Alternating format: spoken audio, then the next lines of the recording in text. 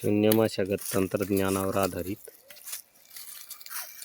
तूर पिकाचे राहिलेले औषध शेतात कुजवण्यासाठी अशा पद्धतीने तोडून टाकणे चालू आहे। यावर्षी या 1.25 एकर क्षेत्रामध्ये 13 क्विंटल तुरीचे उत्पादन झाले।